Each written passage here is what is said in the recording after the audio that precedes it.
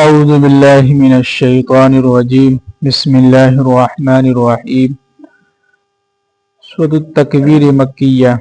اب یہاں سے جو ہے سورہ تکویر شروع ہونے جا رہا ہے اور یہ سورۃ مکے کے اندر نازل ہوئی ہے۔ اذا الشمس کورت، جب سورج کو لپیٹ دیا جائے گا۔ کیا ہے؟ جب سورج کو لپیٹ دیا جائے گا، اس سے یہ مراد ہے کہ سورج جو ہے بے نور ہو جائیں گے، ان کی روشنی ختم ہو جائے گی۔ آگے فرما رہے ہیں کہ وَإِذَا النُّجُومُ انْكَدَرَتْ، اور جب ستارے جو ہیں ٹوٹ ٹوٹ کر گرنے لگیں گے۔ اور جو آسمان میں جو ستارے ہیں یہ سب کیا ہیں؟ ٹوٹ ٹوٹ کر گرنے لگیں گے۔ وَإِذَا الْجِبَالُ سُيِّرَتْ، اور جب پہاڑ کو چلا دیا جائے گا۔ وَإِذَا الْعِشَارُ عُطِّلَتْ، اور جب 10 مہینے کی گاوین اونٹنی ہے ان کو بیکار چھوڑ دیا جائے گا۔ یہاں پر اونٹنی کی جو مثال دیا ہے وہ اس لیے کہ عرب کے اندر اس زمانے میں جو ہے جس کے پاس اونٹنی ہوا کرتا تھا بہت مالدار لوگ اس کو سمجھتے تھے۔ اس میں بھی اگر گاوین ہو، حاملہ ہو تو اس کی اور زیادہ قیمت ہوتی تھی، اس کی ویلو ہوتی تھی کہ دودھ بھی دے گا، بچہ بھی جنے گی اور دودھ بھی دینا شروع ہوگا۔ تو ایسے وقت میں یعنی قیامت کے قریب جو ہے لوگ اس کو بھی جو ہے چھوڑ دیں گے، اس کو بھی بیکار کیا ہے یوں چھوڑ دیں گے۔ اب آگے فرما رہے ہیں کہ وَإِذَا الْوُحُوشُ حُشِرَتْ، اور جب وحشی جانور کو جو ہے اکٹھا کیا جائے گا۔ وحشی جانور جو ہے یہ بھی قیامت کی ہولناکی سے اس کی گھبراہٹ، اس کی جو آواز ہوگی، اس آواز کی گھبراہٹ کی وجہ سے سارے کے سارے جانور ایک جگہ اکٹھا ہو جائیں گے۔ اب آگے فرما رہے ہیں کہ وَإِذَا الْبِحَارُ سُجِّرَتْ، اور جب سمندر کو بھڑکایا جائے گا۔ یعنی سمندر کے اندر جو ہے اس میں یہ ہوتا ہے کہ دریا اور سمندر کو ملا کر جو اللہ تعالیٰ اس کو بھڑکا دیں گے اور اس کے اندر جتنے بھی پانی ہے سب کو سوکھ دیں گے، یعنی پوری پانی اس میں جو ہے ختم ہو جائے گا اور اس کے اندر اللہ تعالیٰ جو ہے آگ جو ہے پیدا کریں گے، آگ لگا دیں گے اس کے اندر۔ اب آگے فرما رہے ہیں کہ وَإِذَا النُّفُوسُ زُوِّجَتْ، اور جب تمام انسانوں کو الگ الگ جگہوں پر جو ہے تقسیم کر کے ان کو الگ کھڑا کر دیا جائے گا۔ یعنی کافر ایک طرف اور مسلمان الگ، اور مسلمان بھی جو نیک لوگ ہیں ان کو الگ اور جو بدکار لوگ ہیں ان کو الگ کٹہرے میں جو ہے کھڑا کیا جائے گا۔ اب آگے فرما رہے ہیں کہ وَإِذَا الْمَوْءُودَةُ سُئِلَتْ، اور جب ان بچیوں کو جن کو زندہ دفن کر دیا جاتا تھا، بیٹی کو، اس کے بارے میں ان کے بارے میں سوالات ہوں گے، ان سے پوچھا جائے گا۔ یعنی جن بچیوں کو عرب کے لوگ جو زمانے میں اللہ کے نبی صلی اللہ علیہ وسلم کے زمانے میں بیٹی کو منحوس سمجھتے تھے اور شرم کے مارے جو ہے اپنی بیٹی کو جو ہے زندہ ہی دفن کر دیتا تھا، اس کے بارے میں کہنے کہ ان کو زندہ کیا جائے گا اور ان سے پوچھا جائے گا کہ بِأَيِّ ذَنبٍ قُتِلَتْ، تمہیں کس جرم میں قتل کیا گیا تھا؟ کیا ہے؟ تمہیں کس جرم میں قتل کیا گیا تھا؟ تو اب یہاں پر ایک چیز ہے کہ دیکھیے اللہ کو تو معلوم ہے ہر چیز کہ کون انسان کس کی وجہ سے کیا کر رہا ہے، نہیں کر رہا ہے، کون سا گناہ کر رہا ہے، لیکن یہاں پر پوچھنے کا مقصد یہ ہوگا کہ جس نے اس کو قتل کیا تھا، زندہ دفن کیا تھا، اس کو سزا ملے گی اس پر سب کے سامنے، اس حساب سے پوچھیں گے۔ اب آگے فرما رہے ہیں کہ وَإِذَا الصُّحُفُ نُشِرَتْ، اور جب تمام انسان کے نامہ اعمال کو کھول دیا جائے گا۔ جتنے بھی ہم نے نیکیاں کی ہیں وہ سارا جو دفتر جو جمع ہوا ہے سب تمام نامہ اعمال کو ہمارے سامنے کیا ہے کھول دیں گے اللہ تعالیٰ۔ اب آگے فرما رہے ہیں کہ وَإِذَا السَّمَاءُ كُشِطَتْ، اور جب آسمان کا چھلکا اتار دیا جائے گا۔ کیا ہے؟ آسمان کا چھلکا اتار دیا جائے گا، یعنی آسمان میں جو ہے دروازے ہو جائیں گے، پورا ٹوٹ پھوٹ جائے گا، اس کی طرف اشارہ کر رہا ہے۔ اب آگے فرما رہے ہیں کہ وَإِذَا الْجَحِيمُ سُعِرَتْ، اور جب جہنم کو بھڑکایا جائے گا۔ کیا؟ جہنم کو سلگایا جائے گا۔ وَإِذَا الْجَنَّةُ أُزْلِفَتْ، اور جب جنت کو اللہ تعالیٰ قریب کر دیں گے، جو نیک لوگ ہوں گے، نیک صالح لوگ ہوں گے، ان کے جو ہے جنت کو قریب کر دیا جائے گا ان کے۔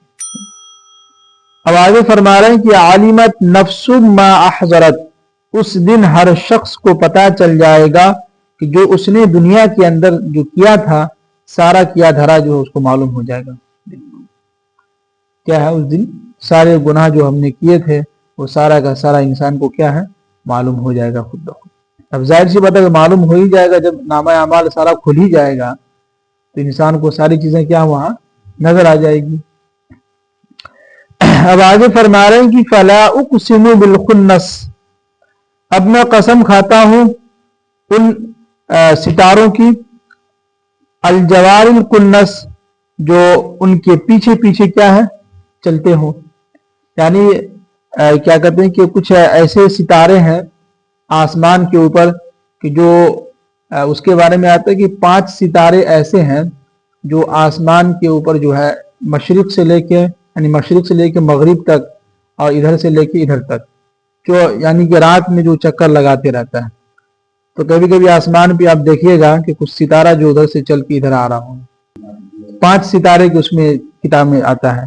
اور الجوار الکنس کے معنی آتے ہیں کہ وہ ستارے جو ہے چلتے چلتے آئے گا، بیچ میں آپ کو پتہ نہیں چلا کہاں چلا گیا، چھپ جائے گا۔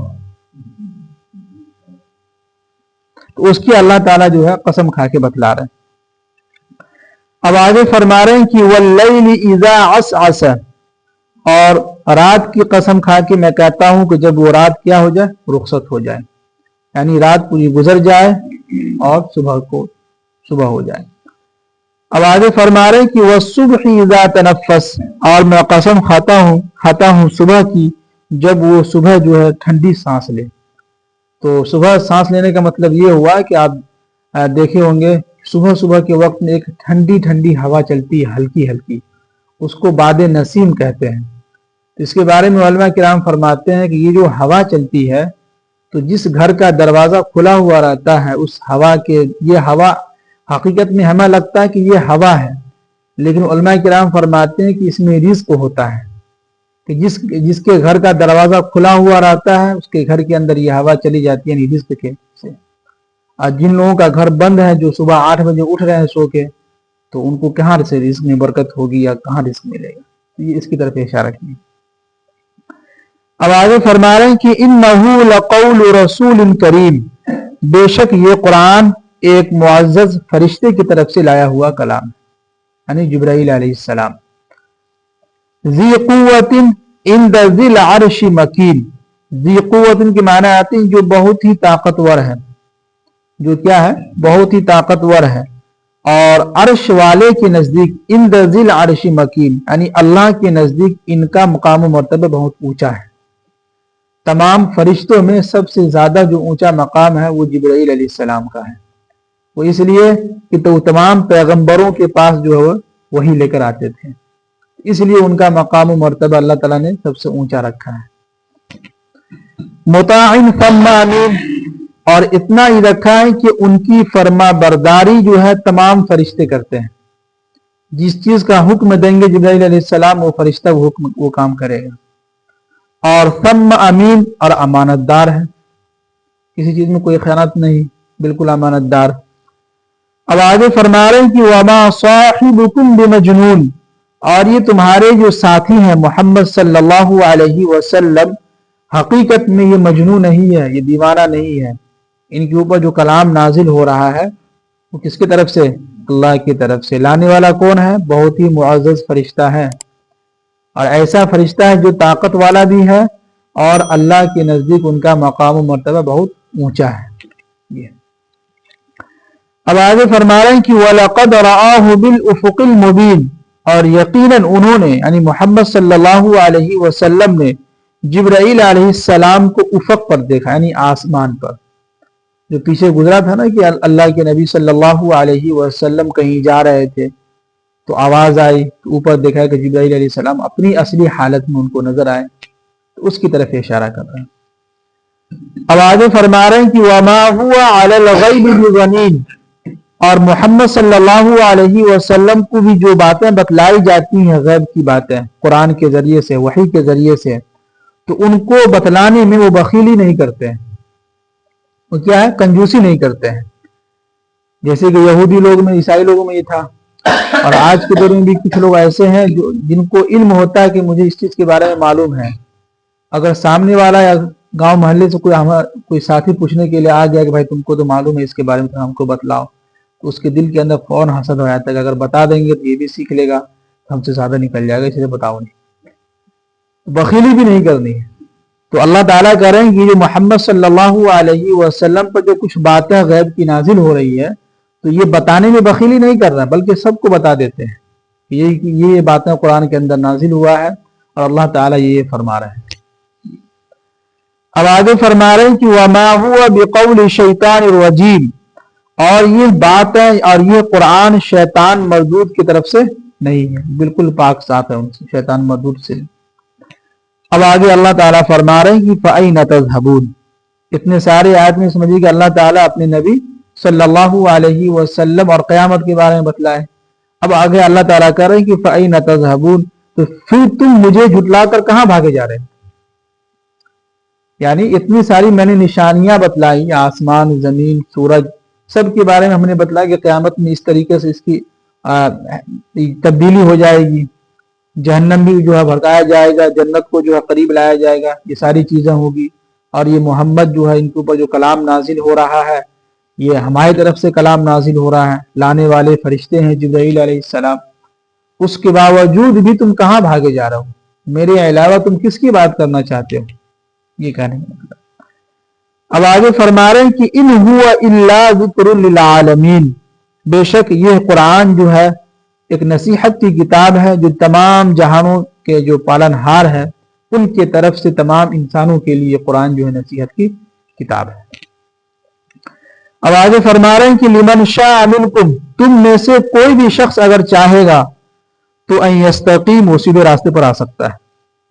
یعنی کوئی یہ نہ سوچے کہ یہ قرآن تو مسلمانوں کا ہے، یہ قرآن کی تلاوت جو ہے علماء کریں گے، یہ قرآن کی تلاوت جو ہے حافظ کریں گے، نہیں، ایسا کچھ بھی نہیں ہے۔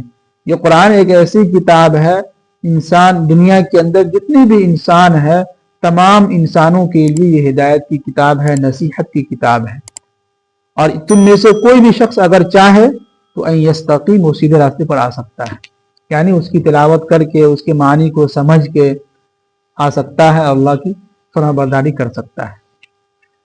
اب آگے فرما رہے ہیں کہ وما تشاؤون، ہاں ایک چیز اللہ تعالیٰ آگے اس آیت میں فرما رہے ہیں کہ ہاں ایک چیز ہے کہ تمہارے چاہنے سے کچھ نہیں ہوگا، الا ان یشاء اللہ، جب تک اللہ نہ چاہے۔